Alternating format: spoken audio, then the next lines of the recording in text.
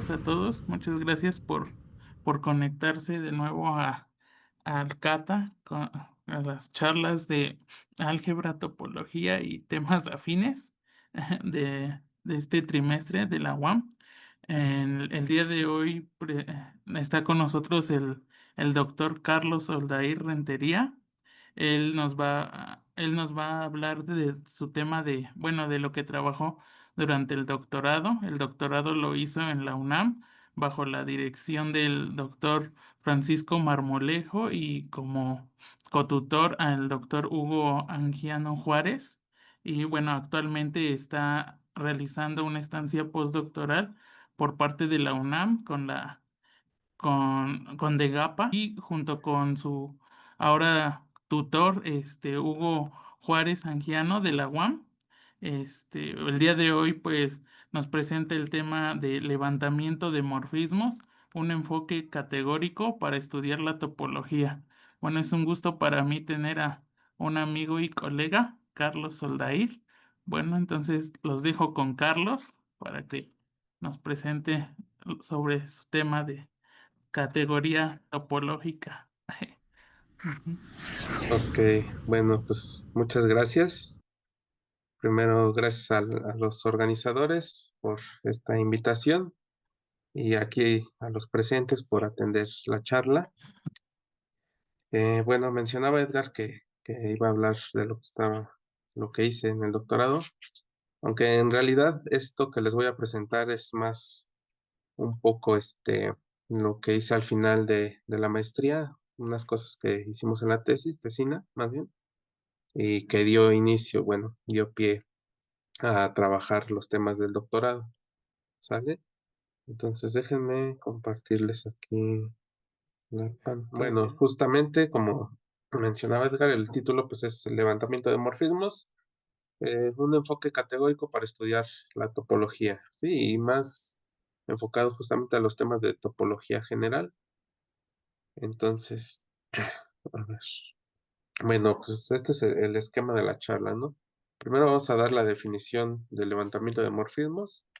Vamos a pasar algunas notación más que nada sobre los espacios topológicos que voy a utilizar. Luego vamos a dar una caracterización de las propiedades topológicas. Esto pues justamente con la propiedad del levantamiento de morfismos. Y por último voy a dar una caracterización de morfismos propios, que justamente es una, bueno, era una conjetura que encontramos ahí al inicio del doctorado y que logramos resolver con esta propiedad de levantamiento de morfismos. ¿Ok? Bueno, esta propiedad pues se conoce desde los años 50. Bueno, ya se utilizaba con lo que sería probablemente la primera aparición de los sistemas de factorización, pero el levantamiento de morfismos se definió formalmente por Quillen hasta el 67, ¿no? Hasta 1967, pues Quillen dio la definición formal justo para introducir lo que se conoce ahora como categorías de modelo de Quillen o categorías de modelo. Entonces, esta propiedad ya se utilizaba mucho antes y él es el que logra definir formalmente. Entonces, vamos a la definición de esta propiedad. Entonces, la definición, pues, ¿qué dice? Tenemos, o sea una categoría y F y G, pues, dos morfismos en esta categoría. Vamos a decir que F tiene la propiedad de levantamiento por la izquierda con respecto a G, o que F es ortogonal a G, que vamos a denotar de esta manera. Si para todo cuadrado conmutativo, como en nuestra categoría C, pues va a existir un morfismo diagonal H de Y en A, de tal forma que pues todo el diagrama conmuta, ¿no? ¿Qué quiere decir? Pues que cada uno de los triangulitos que se forman conmute. ¿Ok?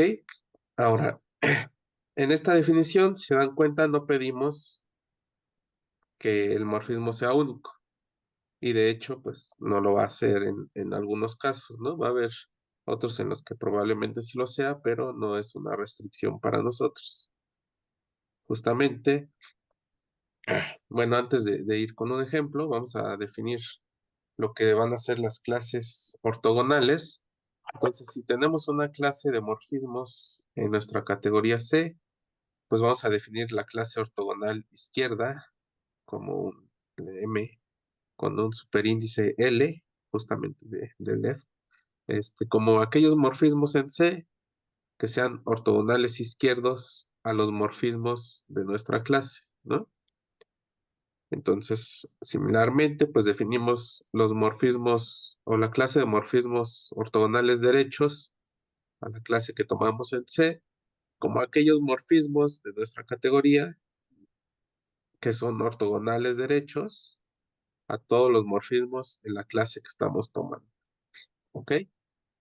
Entonces tenemos una clase de morfismos y definimos la clase ortogonal izquierda a estos y la clase ortogonal derecha. Entonces esto pues lo podemos hacer las veces que quieramos y podemos ir alternando, ¿no? O sea, morfismos izquierdos, perdón, ortogonales izquierdos, ortogonales derechos, y pues esto nada más nos indica cómo hacerlo, ¿no? Por ejemplo, aquí pues tenemos que sacar primero los ortogonales izquierdos y luego los ortogonales derechos a la clase que obtengamos. ¿Sale?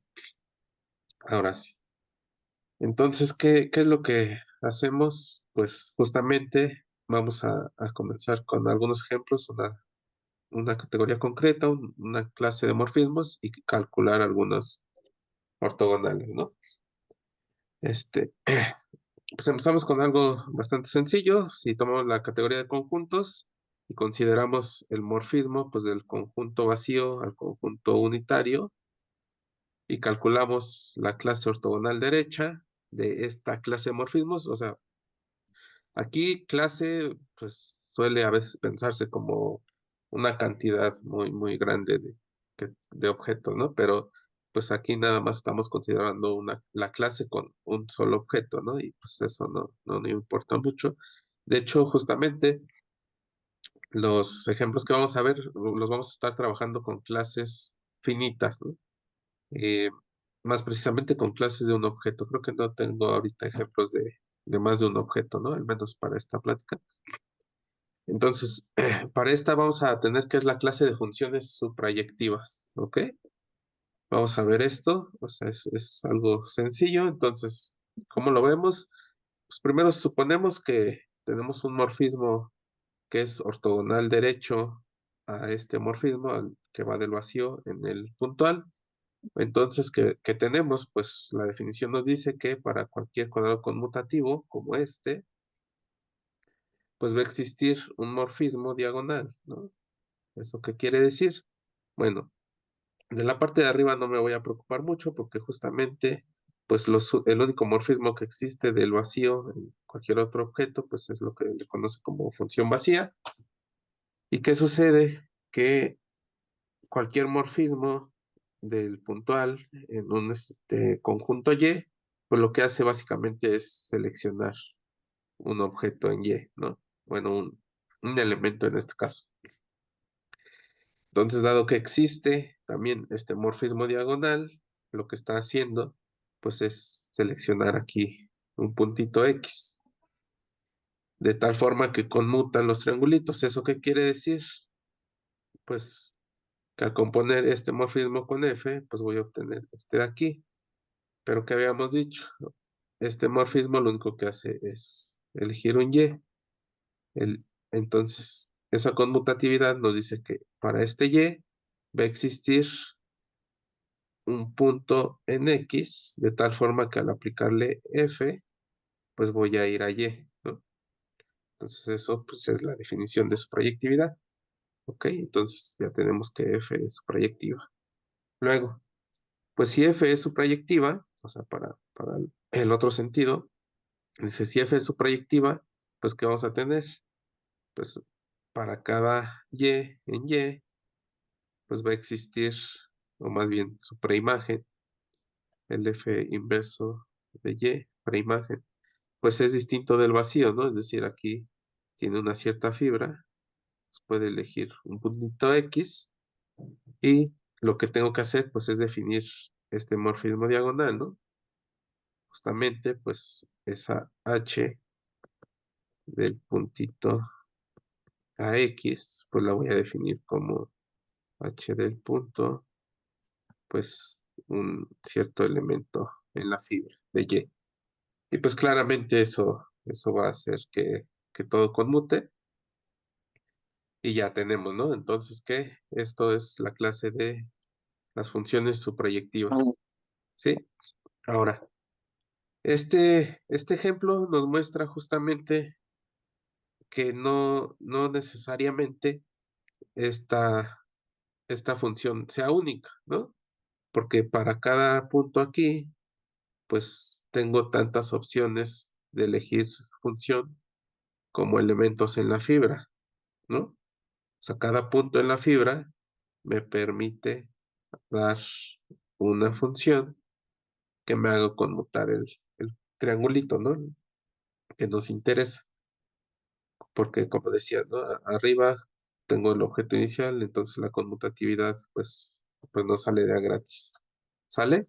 Entonces, este ejemplo es muy sencillo, pero nos ilustra una de las cosas que les había comentado, que no pedimos que la diagonal sea única, ¿no? Y aquí se puede ver. Bueno, ahora, tengo varios ejemplos aquí, ¿no? Una lista en distintas categorías, ¿no? Por ejemplo, para top, ahora si consideramos la misma función, pero ahora vistos como espacios topológicos, pues vamos a tener que eso también es la clase de funciones subproyectivas. Y eso pues básicamente es la misma prueba. Ahora, para la categoría de remódulos, si yo considero el morfismo del remódulo cero a R, pues visto como R módulo, y calculo la clase ortogonal derecha, pues vamos a tener que también esta es la clase de morfismos subproyectivos, ¿sí? Si consideramos ahora el morfismo de R en el objeto inicial o objeto cero, en este caso, que es R mod, pues esta nos va a quedar que es la clase de morfismos inyectivos, ¿sí? Ok, ahora, otra vez en R módulos, con esta propiedad yo voy a poder decir que un módulo P es proyectivo, pues sí, solo sí, el morfismo del R módulo cero en P está en la clase ortogonal izquierda de la clase ortogonal derecha de este morfismo, ¿sí? Aquí ya estamos utilizando pues dos veces la ortogonalidad, ¿no? Primero por la derecha, luego por la izquierda, y esto pues nos da ahora una propiedad sobre los objetos en RMod. Si se dan cuenta, pues aquí en los anteriores pues estamos obteniendo este, sobre los morfismos, ¿no? Pero esto también nos puede caracterizar objetos en nuestra categoría, como es el caso de objetos proyectivos y objetos inyectivos también para R módulos, ¿no? Aquí un módulo va a ser inyectivo, pues sí, solo sí. Ahora, el morfismo que va del módulo en el objeto cero es ortogonal derecho del ortogonal derecho de este morfismo constante, básicamente, ¿no? Bueno, ahorita vamos a ver algunas definiciones y proposiciones. Lo que quiero es, pues, básicamente probarles este pequeño ejemplo de los proyectivos, pero antes de eso, pues tenemos que calcular cuáles, bueno, hay que ver que sí son los formismos subproyectivos, ¿no? Aquí ya me está diciendo qué es lo que tenemos que calcular, ¿sale? Ahora, pues la primera, ¿no? Si tenemos una, o sea, sea una categoría con un objeto inicial y a un objeto en nuestra categoría, vamos a tener que la clase ortogonal derecha del morfismo del objeto inicial en el objeto, el único morfismo, ¿no? Que existe en la categoría por ser inicial, pues va a ser la clase de morfismos en C que induce una función subproyectiva, pues en los objetos OMP, ¿no? Aquí lo conocen un poco más, creo que con ese nombre, ¿no? Yo suelo utilizar esa notación, pero eso simplemente es el OMP en la categoría de AX, ¿no? Nada más para hacer estándar la notación. Entonces, tenemos esto, ¿no? Nos va a inducir una función suprayectiva aquí, ¿no? Aquí decimos justo suprayectividad porque estamos considerando que nuestros ohms sean conjuntos, ¿no? Entonces, bueno, ahora una definición. Si tenemos una categoría, vamos a decir que un objeto es proyectivo si el funtor de C, este funtor representable de C en la categoría de conjuntos, preserva los epimorfismos, ¿no? Es decir, si yo tengo un epimorfismo en C, entonces la imagen va a ser un epimorfismo, ¿no? Una función proyectiva. Luego, una proposición. Sea una categoría que tiene objeto inicial, entonces si A es un objeto proyectivo en C, de tal forma que el funtor refleja epimorfismos, esto es distinto, ¿no? Que refleje y que preserve. Entonces, vamos a tener que esta clase, pues es la clase de epimorfismos en C, ¿sale? Entonces, solo necesitamos que nuestro objeto sea inicial, perdón, que tengamos un objeto inicial, que el objeto que tenemos sea proyectivo y que el funtor refleje epimorfismos. Con esa información, pues vamos a tener que la clase derecha va a ser la clase de epimorfismos en C. Y eso pues ya nos da varios ejemplos, ¿no? De hecho, de los que yo tenía en la lista, pues justamente conjuntos, espacios topológicos y R-módulos cumplen todo esto, ¿ok? Justamente aquí, pues como corolario, en la categoría de R-módulos, pues voy a tener que esta va a ser la clase de morfismos proyectivos, ¿no? ¿Por qué? Pues básicamente sabemos que el R-módulo R, pues es proyectivo en la categoría de R-módulos, ¿no? Y también tenemos que R es un R-módulo libre en un generador.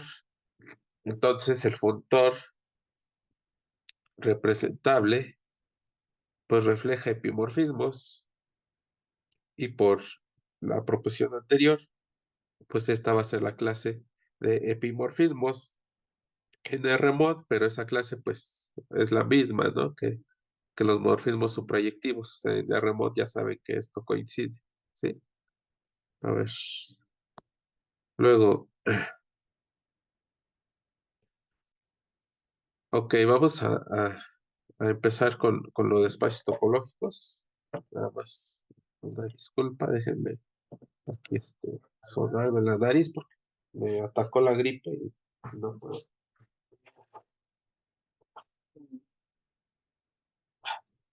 Ya, ahora sí, a ver. Disculpa, una pregunta.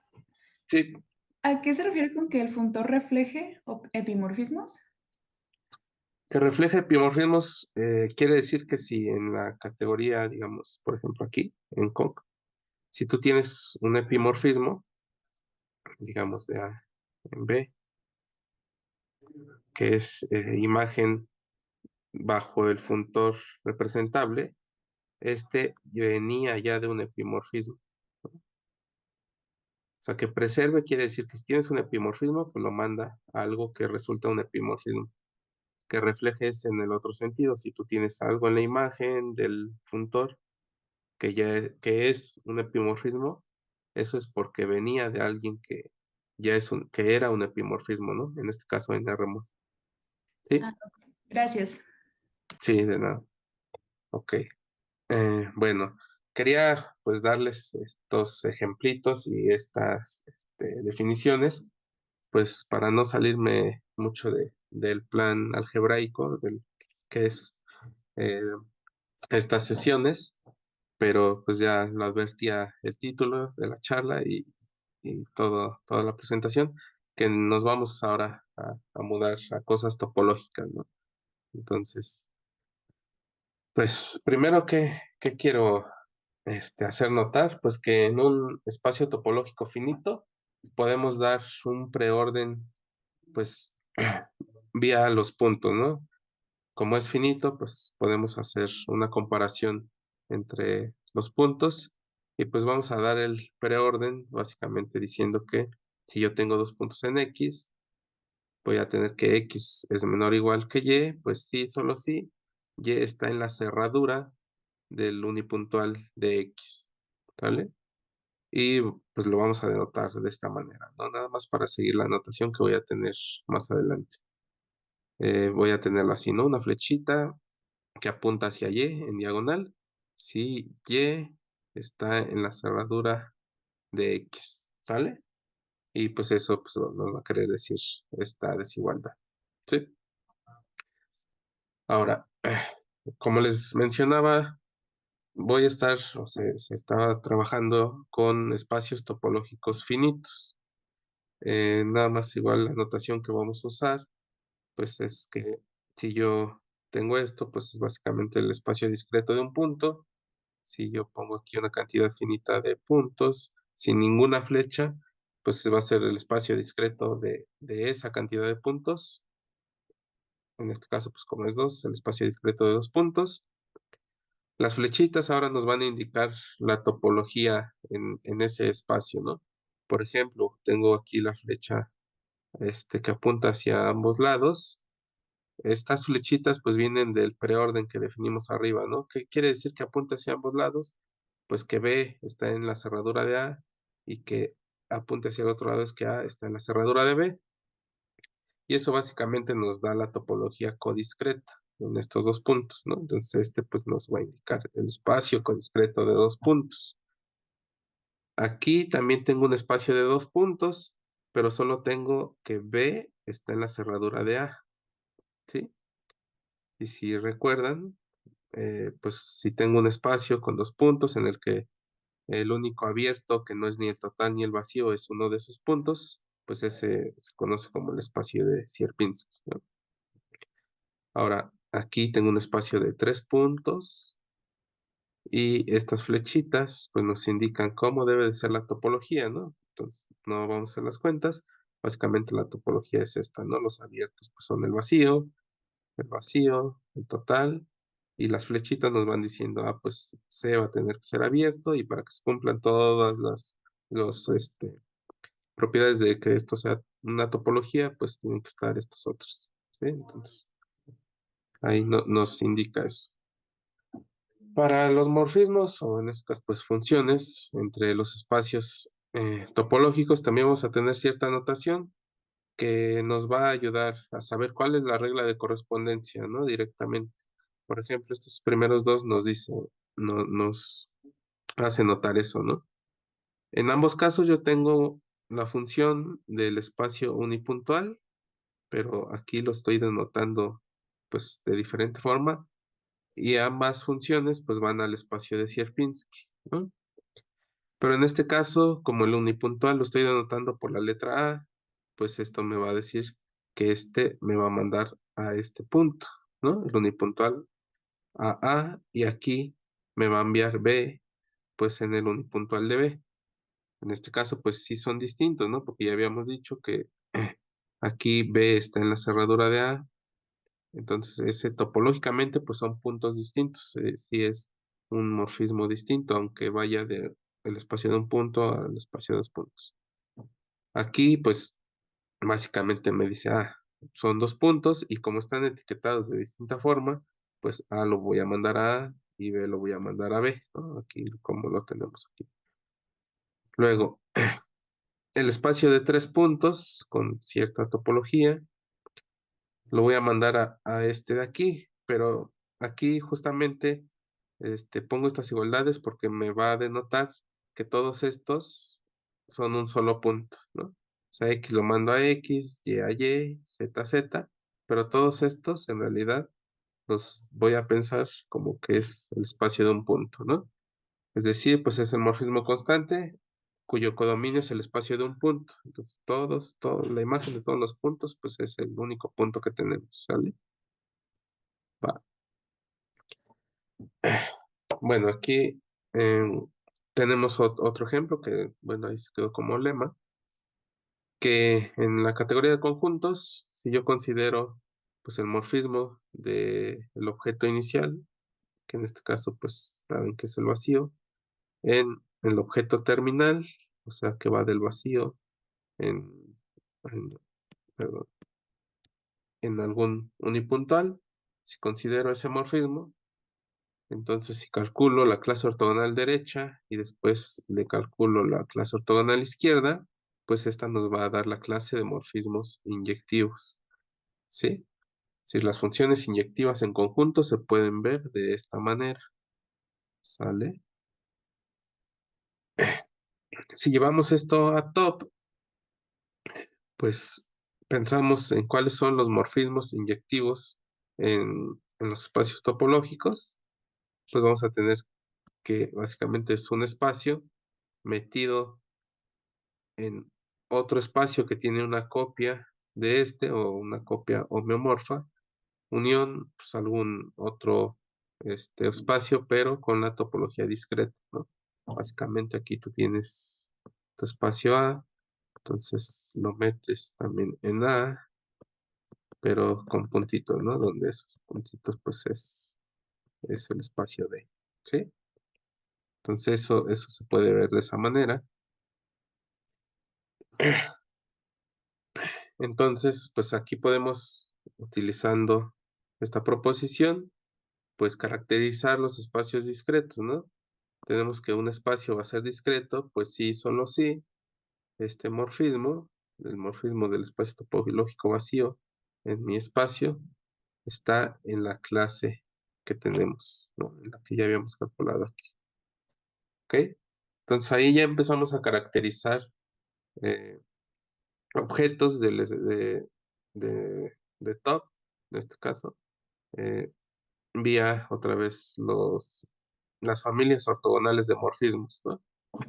Y si se dan cuenta, pues no necesitamos, como les decía, familias muy grandes, ¿no? Pues, estamos tomando un morfismo y empezando a calcular ortogonales y con eso nos basta para caracterizar ciertas cosas, ¿no? Si ustedes recuerdan, pues de las clases de topología, una de las propiedades que se estudian, que son muy importantes, pues, ¿cuáles son? ¿No? Bueno, son varias, pero está la conexidad, la compacidad, se estudian los axiomas de separación. Entonces, vamos a tratar de ver ejemplos de estos conceptos, pues vía todo esto, ¿no? De la ortogonalidad. Entonces, para la conexidad que tenemos, pues vamos a tener que un espacio es conexo o vacío, ¿no? Esta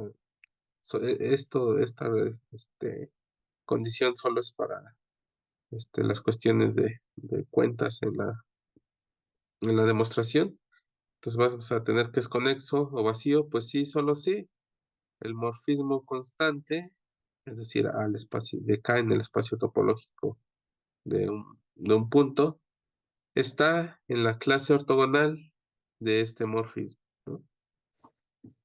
Sí, este morfismo pues va del espacio discreto de dos puntos al espacio unipuntual, ¿no? ¿Se dan cuenta? Pues este espacio topológico lo puedo ver así, ¿no? Este es A, este es B, y por aquí está mi espacio unipuntual. El morfismo básicamente pues hace esto. Al calcular el ortogonal izquierdo, pues voy a tener que, si este morfismo está en esa clase, es porque este espacio es conexo, ¿vale? Ahora, para quitar la condición de que sea conexo o vacío, pues vamos a tener que un espacio es conexo y no vacío.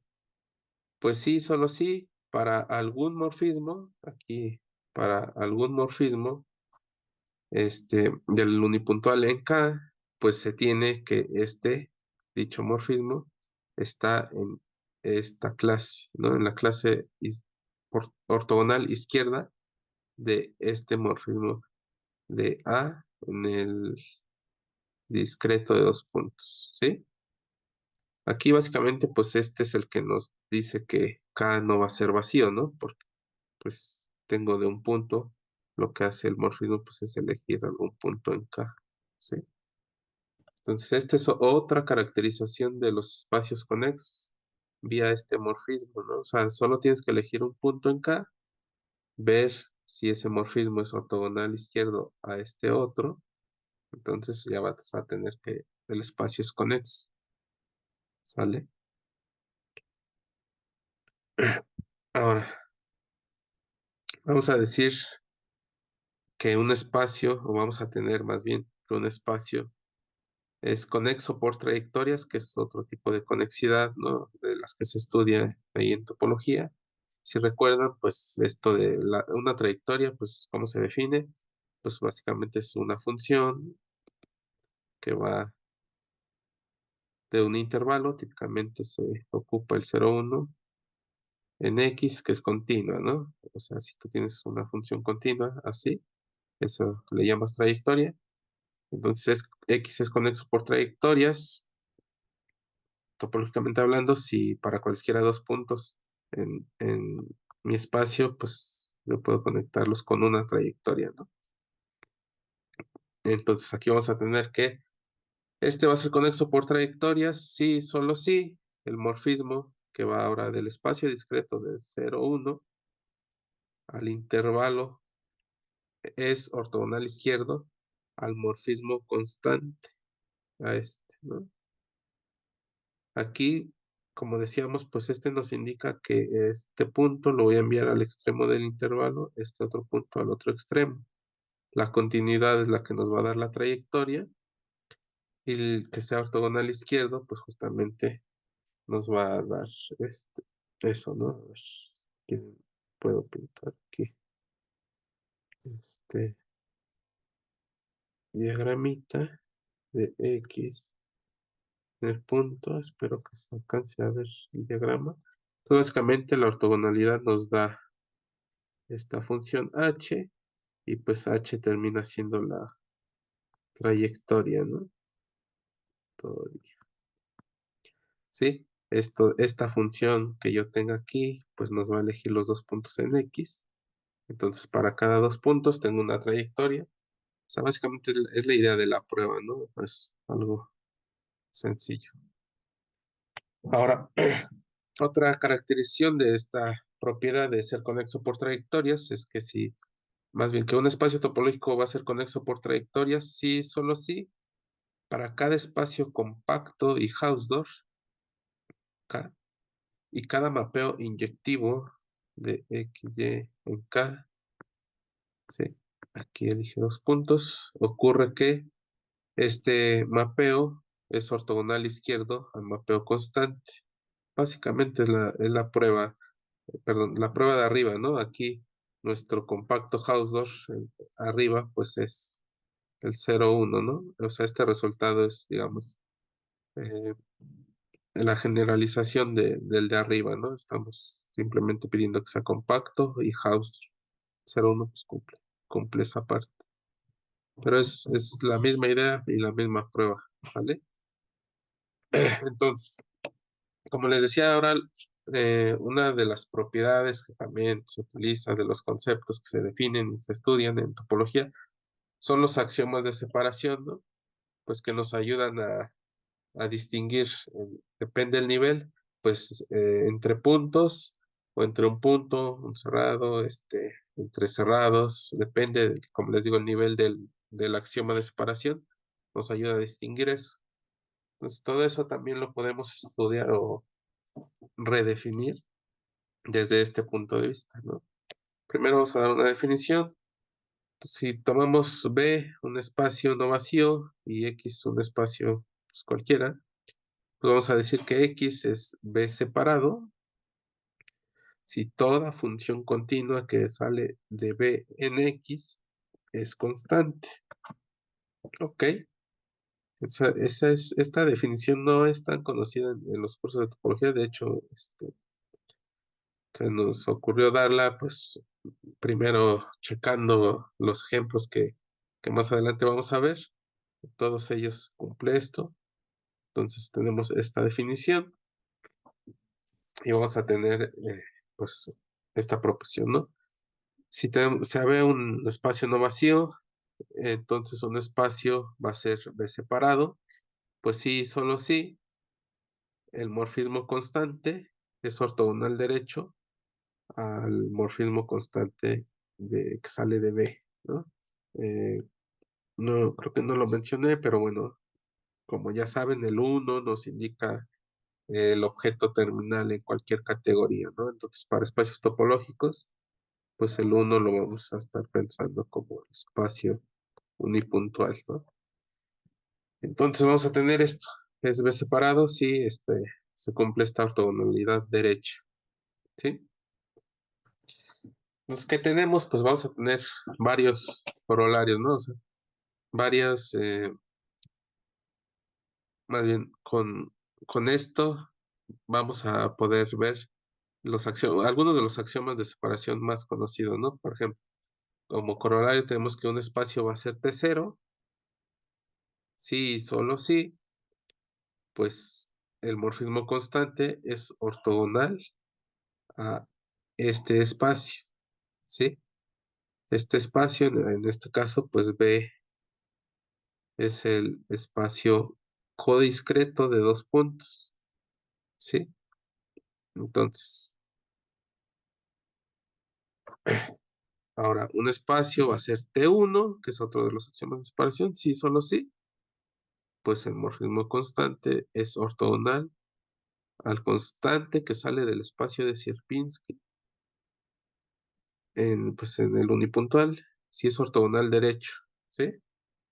Ahora, para, digamos, hacer lo mismo para el axioma de separación T2, que me parece como de los más conocidos, ¿no? Que sea un espacio Hausdorff, vamos a anotar como N sub CO, el conjunto de números naturales con la topología cofinita, ¿sí? Si recuerdan, esta topología, pues nada más nos dice que los abiertos son aquellos subconjuntos de los naturales cuyo complemento es finito, ¿sí? Esta topología se estudia, pues se ve que esta topología no es T2, ¿ok? Entonces sería bueno mencionar esto. Este espacio no es T0, sin embargo, me está caracterizando espacios T0. El espacio de Sierpinski no es T1, pero me caracteriza los T1. Y vamos a tener lo mismo para T2. Vamos a tener con espacios Hausdorff o T2. Si solo si este morfismo es ortogonal derecho a este morfismo constante. Y otra vez, les mencioné que este espacio no es T2, pero también está caracterizando a T2. ¿Sí? Entonces, esto que sucede es una propiedad, no sé, algo que con frecuencia se encuentra en esto de las familias ortogonales. Muchas veces con un morfismo que no tiene cierta propiedad, puedes caracterizar morfismos, o en este caso espacio, que sí tienen esa propiedad. Es decir, tomar el ortogonal derecho o izquierdo es un tipo de negación de la propiedad, ¿sí? Esto es nada más como, o sea, no es como una ley o algo así, pero sucede mucho, ¿no? Tienes el morfismo que no tiene cierta propiedad. De hecho, se puede ver desde los primeros ejemplos que mencionamos.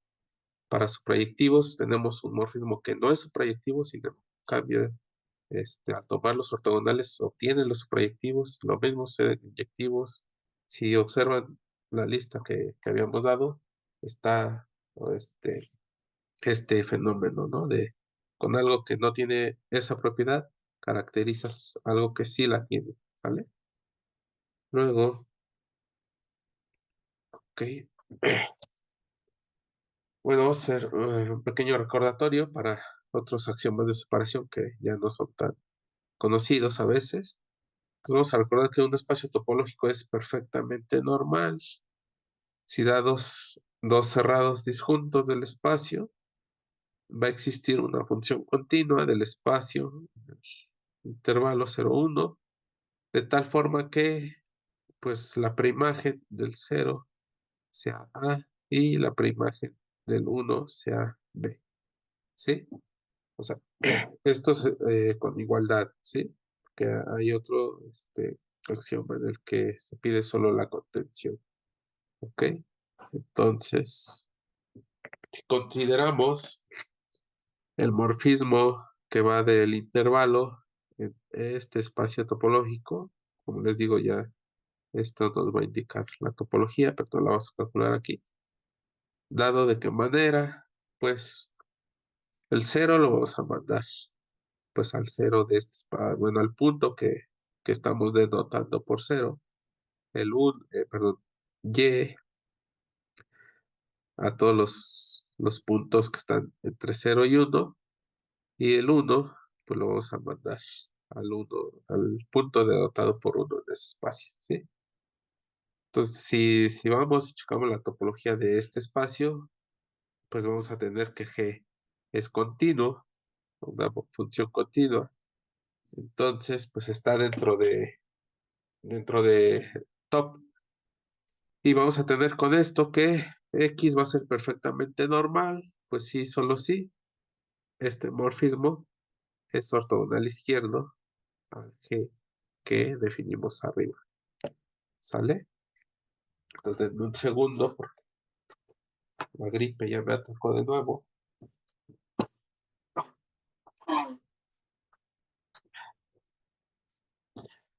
Ok, mi voz va cambiando durante la charla, ¿no? A ver, entonces nos quedamos en eso, ¿no? Que es perfectamente normal si tenemos esa ortogonalidad. Bueno, entonces ya vimos varios axiomas de separación, ¿no? El T0, T1, T2 y este de perfectamente normal. Si recuerdan, si alguien sabe, pues existen muchos otros más, ¿no? T3, T3 y medio, T2 y medio, o sea, hay una serie de axiomas de separación también, este, diferentes a los que vimos. Lo que sucede es que del paper donde estuvimos checando eso, el autor sugiere ciertas ortogonalidades, pero al checarlo no parece tan claro que funcione eso, ¿no? Es decir, no me queda muy claro que las cuentas salgan bien y que en realidad tengas estas caracterizaciones. En los que les mencioné, sí, ya hicimos bien las cuentas y todo queda bien, pero en los otros, pues no es tan claro, ¿no? Y pues prefiero no mencionarlos para no, no decirles mentiras al menos, ¿no? Ahí, ¿sale? Ok, bueno, esos son parte de los conceptos topológicos que se pueden ver o caracterizar vía esta ortogonalidad de morfismos, ¿sí? Esto, pues, ¿qué beneficio podría darte, no? Pues ya tienes digamos, tus conceptos bien definidos y bien estudiados en la topología, ¿no? Como para qué meterte en estos líos de ver si algo es ortogonal izquierdo o derecho, si buscar un morfismo para cual al calcular el ortogonal ya tengas esta parte, ¿no? De los conceptos, cuando digo que pues ya está muy bien estudiado en la topología. Pues uno podría preguntarse eso, ¿no? Bueno, ¿y para qué meterse en tantas complicaciones? Pues yo pienso que esto, y básicamente si ustedes piensan fuera también de la topología, cuando uno trabaja con conceptos que vienen de la generalidad de las categorías, los trabajas en una categoría concreta, en este caso en top, pues uno puede este, pensar en llevar esos conceptos pues a esa generalidad categórica, ¿no? Y definir, por ejemplo, se me ocurre decir, bueno, ya que tenemos esto definido o utilizando esta propiedad de levantamiento, que es una propiedad que se definió a nivel categórico, pues podría intentar definir lo que es un objeto conexo, ¿no? En una cierta categoría, con tales y tales propiedades, no sé, bueno, un objeto conexo va a ser aquel cuyo morfismo sea ortogonal a esta familia, ¿no? O intentar definir también a lo mejor estos axiomas, ¿no? Ahora, definir qué significa que un objeto en otra categoría, sin propiedades topológicas tal vez, sea un objeto de separación T0 o un objeto de separación T2. Habría que checar eso, ¿no? Pero a lo que voy es que esta propiedad nos puede dar pie a definir otros conceptos en otras categorías, más bien estos conceptos en otras categorías que nos ayuden, no sé, a estudiar las propiedades de esos objetos en la categoría en la que se están definiendo, ¿no? Es por eso que me parece útil que esto esté en términos de esta propiedad de levantamiento de morfismos. Bueno, ahora pues voy a la sección de caracterización de morfismos. Bueno, antes de empezar esta sección, no sé si alguien tenga alguna duda antes de seguir o podemos seguir bien, ¿no? ¿Todo bien? Vale, bueno, pues vamos a seguir con la caracterización de morfismos propios, ¿sí? ¿Por qué quiero darles esta parte? Pues una es porque estos morfismos propios pues son bastante importantes en topología, en top, digamos, general, y este concepto también se ha llevado a otras áreas, ¿no? Además, como les digo, sí representaba digamos, un reto un poquito mayor a, a los anteriores, que son las propiedades topológicas que vimos. Entonces, para poder dar esa caracterización necesitamos algunos lemas. Entonces, vamos a ver primero aquellos lemas. Pues el primero, pues, nos dice que la clase de ortogonal izquierda del morfismo que va del espacio de dos puntos, de espacio con la topología codiscreta al espacio unipuntual, va a ser la clase de morfismos inyectivos, ¿sí?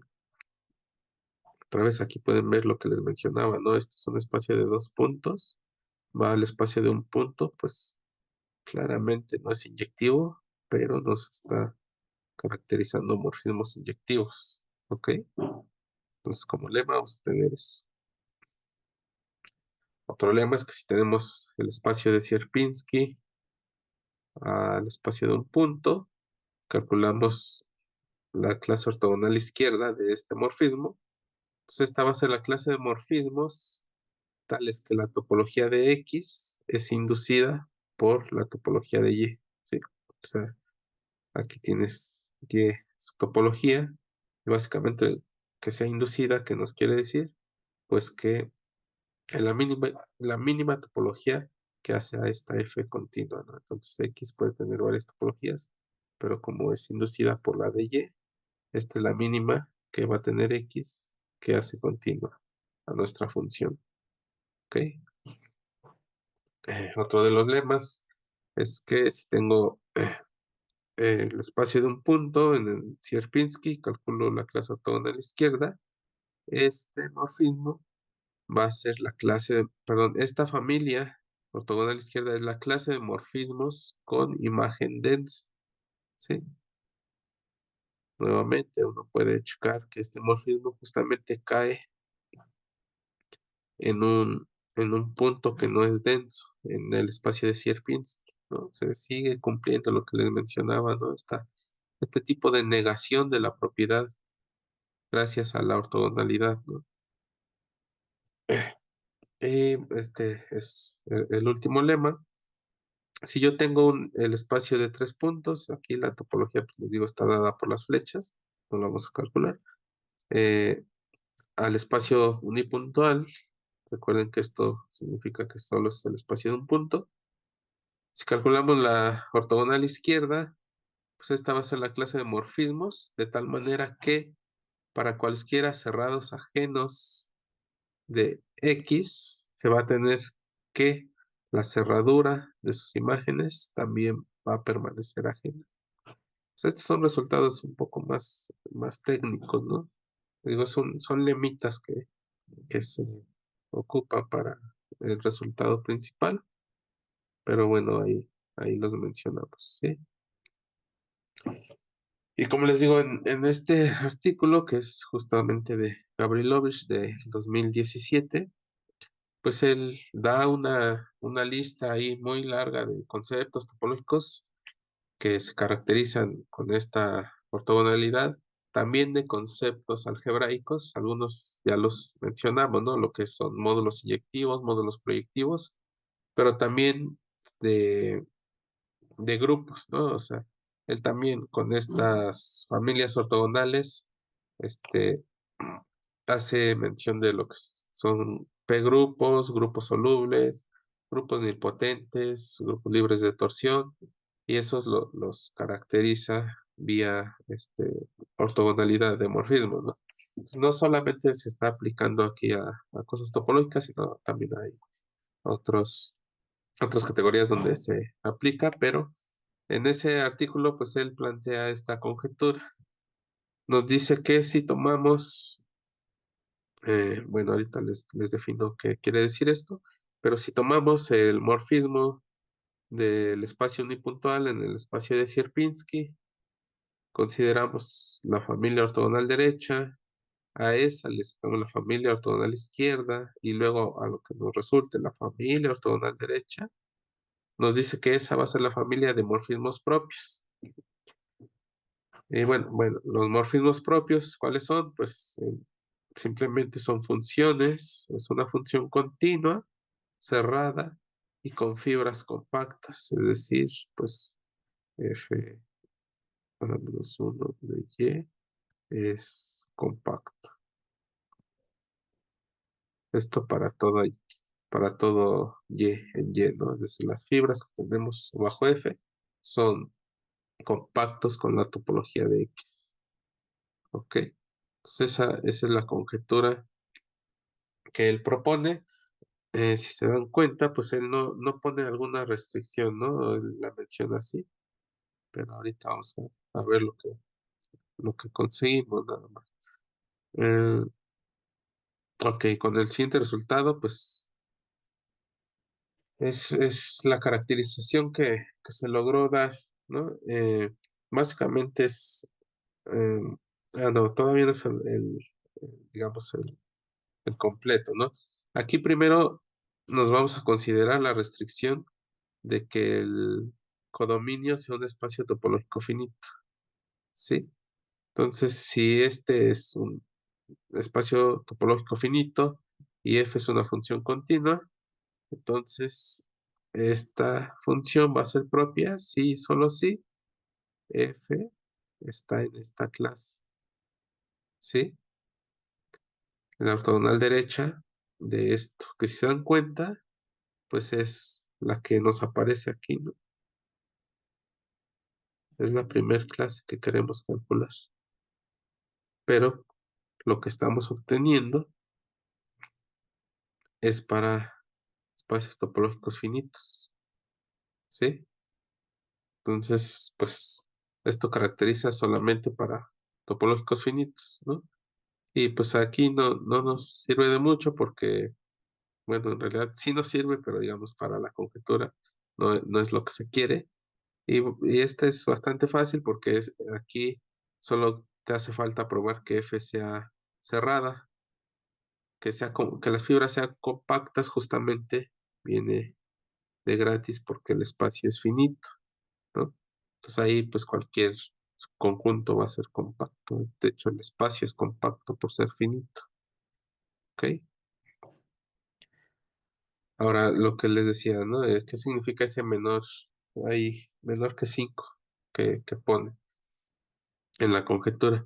Pues simplemente si tenemos una clase de morfismos en la categoría de espacios topológicos, pues vamos a definir esto de aquí con esta menor que n como aquellos morfismos en mi clase cuyo cardinal del dominio y del codominio sea menor que esta n que estamos poniendo aquí, ¿sí? Entonces, ¿eso qué quiere decir? Entonces, si yo tomo esto, ya habíamos dicho, ¿no? Que es sin el 5. Si tenemos eso, es la clase de morfismos propios, ¿no? Es el resultado que mencionamos antes. Ahora, si le ponemos este menor que 5, pues simplemente nos estamos restringiendo a los morfismos propios con dominio y codominio, pues de cardinalidad a lo más 4, ¿no? O sea, menor que 5, ¿sí? Por la definición y el resultado, ¿no? Ya teníamos que eran morfismos propios. Ok, entonces, ahora sí, con, eh, con eso ya podemos dar el enunciado del teorema que se obtuvo. Es que si tenemos dos espacios topológicos y tenemos que X es regular, ¿sí? Aquí es importante esta condición, al menos para este resultado. Entonces vamos a tener justamente que f de x en y va a ser un morfismo propio, pues sí, solo sí, f está en esta clase ortogonal, ¿no? Que es la que menciona Gavrilovich, pero él, como les decía, no pone ninguna restricción para el dominio, y no, pues nosotros, al menos con la restricción de regularidad o la hipótesis de regularidad, sí hemos logrado ver que esto sí se cumple, ¿no? Entonces, pues ahí está una respuesta parcial a la conjetura que él propone, ¿no? Y pues básicamente nos queda la pregunta, ¿no? ¿Se puede quitar la condición de regularidad para X y que se conteste completamente la conjetura? Pues eso, ese es trabajo que está ahí, digamos, pendiente, ¿no? De camino. Entonces no sabemos ahí si se pueda o no quitar esa condición. ¿Ok? Y bueno, pues ya es lo que quería compartirles el día de hoy. Ok, de acuerdo, muchas gracias por la presentación y por la exposición del tema, Carlos. Es- Bueno, antes, por si ahí ah, quieren algunas referencias, por ahí ok, están. sí, justo eso era una de las cosas que quería preguntar. Sí, Entonces, aquí este es el artículo donde sí, pueden ah, encontrar la lista de los conceptos categóricos perdón, conceptos topológicos y algebraicos que menciona, se pueden caracterizar, ¿no? Algunos de los ajá, que vimos y hay muchos, muchos más. Ay, sí, y ya. ok, o sea, ese es un artículo donde, o sea, que sí caracterizan muchas cosas De hecho, ajá. o sea, más bien es como una lista, ¿no? Porque ahí no da O sea, no da demostración, prueba. no da Ah, las demostraciones de ninguna de las cosas. Y de hecho, mm, pues si quieren checarlo, pues les comento que tengan cuidado porque hay algunas ahí en la lista que él menciona ujú, que no son correctas, ¿no? Hay unos contraejemplos ahí sencillos para algunas propiedades que él menciona, para ah, las cuales pues, lo que dice no es correcto, ¿no? Hay un contraejemplo no tan complicado que, que, que hace ver esto, ¿no? Entonces, si van a checar pues hay que hacerlo ahí con cuidadito, no creer que ya está tal cual eso, ¿no? Lo que les mencionaba de los axiomas de separación. Él ujú, menciona otros ahí, pero lo que menciona, al menos a mí no me queda tan claro que sí sea correcto. Y tampoco encontré un contraejemplo donde muestre que lo que menciona no sea correcto, ¿no? Entonces, nada más para tengan, a lo mejor sería un buen ejercicio que vayan a checar un poquito alguna que se ve ahí que no es correcta, ¿no? Buscar un contraejemplo. No son muy complicados, ¿no? Entonces, puede ser.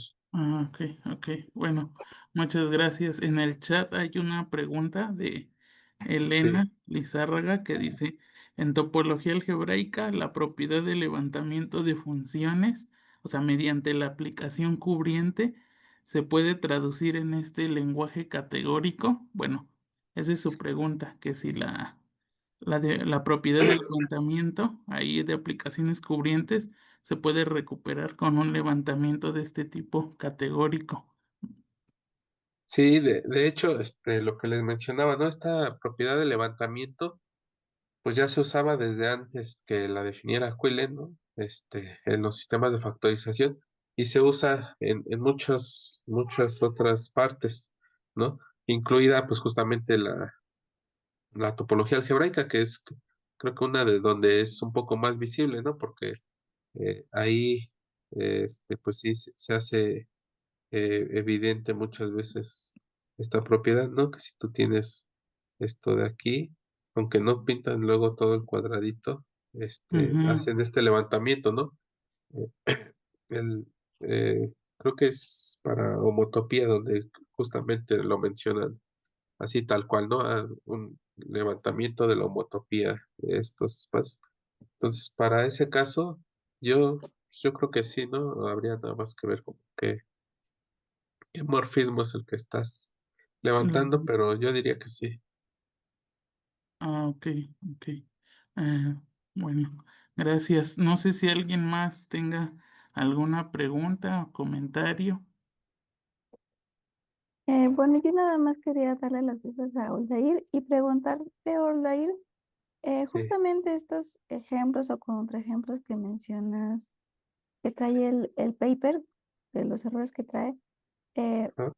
en tu caso, tú o alguien más se ha dado la tarea de, pues, hacer una lista de los erratas que hay ahí, donde alguien pueda consultarlos. Yo tengo algunos, pero están en mi tesina, ¿no? Justamente, la tesina de maestría, pero pues como esa tesina no se sube ni al acervo ahí de la biblioteca, pues creo que no están como pues ni publicados ni hay una lista ahí que se pueda consultar. O sea, yo tengo la lista de los que, este, de los que yo encontré. Seguramente habrá otros más porque tampoco revisé así exhaustivamente toda la lista, ¿no? Y podría ser que sea también una buena tarea, ¿no? Ir haciendo este compendio de los que están erróneos. Y quizás si alguien tiene dudas, también te puede escribir, ¿no? Sí, pues ahí al inicio está mi correo por ahí. Sí. Ah, bueno, yo solo te iba a decir, ¿y no nos podrás compartir tu archivo PDF de la tesina, al menos para compartirlo aquí en el Drive con las personas? Bueno, para ver si a los que les interese lo puedan ver. Ajá, Sí, sí, sí, si quieren puedo enviarles el archivo, como dice el PDF, ajá, ahí sí. de la tesina para que si alguien quiere consultar los, los contraejemplos o ver más detalladamente algunas cosas, porque aquí, o sea, todas las demostraciones, yo sí hice las demostraciones de, de lo que mencionamos, están Ajá, ahí, ¿no? sí. Sí. Ahí sí viene la demostración de cada una de estas cosas. Ujú, Justamente esa fue la tarea, ¿no? De la tesina, pues, ujú. checar que lo que estaba diciendo Gavrilovich en su paper estuviera bien haciendo las demostraciones. No son muy difíciles, hay unas que son bastante sencillas y pues justamente en ese camino de hacer estas demostraciones, pues encontramos estos contraejemplos, ¿no?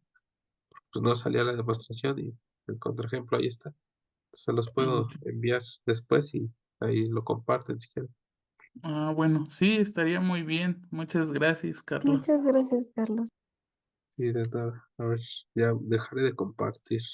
Creo que alguien tiene una Que pregunta. tenía una pregunta y te iba a preguntar si podías regresarte a cuando hablaste de los axiomas de separación T2, T1. Ok, entonces vuelvo a compartir. Permítame. Perdón. No, no te preocupes, es que digo, estaba yo aquí. Es que me Eh, llamó la atención lo que comentaste, que a veces los objetos que usas no tienen la propiedad que están caracterizando. a ver, permíteme, ahí ya estoy compartiendo, ¿no? Sí. Sí, ¿dónde están mis notas? A ver, axioma de separación. Ya está. Ah, ah, ah. Y bueno, aquí empieza, ¿no? Entonces, estos son los que... Exacto. Esa lista es la que más o menos quería Sí, checar, porque una cosa que me llama la atención, no sé si quería revisar rápido, pero porque no alcancé a ver bien, pero por ejemplo, Hausdorff lo caracterizas con una flecha de los naturales con la topología cofinita, ¿verdad? sí, Entonces, esa, por ejemplo, este, los cerrados ahí son finitos, ¿verdad? O sea, los de un punto son cerrados. O sea, sí es T1. O sea, a pesar de que no está, es T2, ajá, usas parece que el objeto usa uno menos, ¿no? Y me parece que en T1 igual, si no me equivoco, ¿no? Ahí el que exacto. tienes, no es T1, pero creo que sí es T0, el A flechita para abajo B, ¿verdad? Ajá, Sí. Entonces la pregunta es, ¿no sabes qué tanto se pueda, por ejemplo, bajar o si esas condiciones son mínimas? O sea, a lo mejor, no sé, si vas a caracterizar T3, te basta una flecha que sale de un Hausdorff, siempre sea suficiente. O caracterizar un T4, te basta una flecha que sale de un T3 o algo así. ¿Será que hay algo de ese estilo o es coincidencia, no? pues justamente es una de las preguntas, ¿no? Que están ahí, por lo que mencionas, ¿no? Estos espacios que tenemos aquí son como, de cierta forma, los mínimos que no son, que no tienen este axioma de separación, ¿no? Como decías, este no es T1, pero sí es T0, Sí. ¿no? Pero si buscas otro, T0 más chico, por decirlo de alguna manera, pues no hay, ¿no? Este es como el más chiquito de los T0s que no son T1. Lo mismo pasa con estos de aquí. Ese es como el mínimo, que es T1, que no es T2. Sí, porque sí, bueno, tal vez no recuerden, pero si un conjunto finito es T1, pues ya se va hasta discreto, ¿no? Entonces, para que sea T1, que no sea discreto, pues necesitas que sea infinito y el más pequeño, entre comillas, pues es Ujú. el de los naturales, ¿no? Justamente que sea cofinita, pues nos da que sea, perdón, T1, no T2, pero o sea, sí parece que sucede esto que mencionas, O sea, para T3, que T4, ¿sí los tienen similares o ya? es lo que te decía, esos no queda tan claro que lo que Sí. menciona él, sea lo correcto. Pero O él sea, sí menciona entonces un análogo que para caracterizar T3 con una flecha que sale de un T2 le da. algo así Ah, menciona. ya, ya, ya. Sí, es que él toma espacios ahí un poco raros con una topología que no se entiende muy bien. Y Ujú. entonces, pues al hacer las cuentas no queda tan claro que este sea lo que quiere decir, pero es una observación que justamente puede suceder, ¿no? Que necesitas como el más chico de los espacios con el axioma anterior, ¿no? Ya. Ok, sí era todo, gracias. Nada de qué. Aunque, a ver, perdón, podría darnos una pista de esto, ¿no? Si tú ves que esto de la B separabilidad, justamente que sea B separado, pues ya nos va a decir, ¿no? Que esta función es constante. Justo esto nos va a ayudar a la hora de hacer los axiomas de separación, porque, pues si tú supones lo contrario, que no es constante, puedes tener ahí, llegar hasta el axioma de separación que estás caracterizando, ¿no?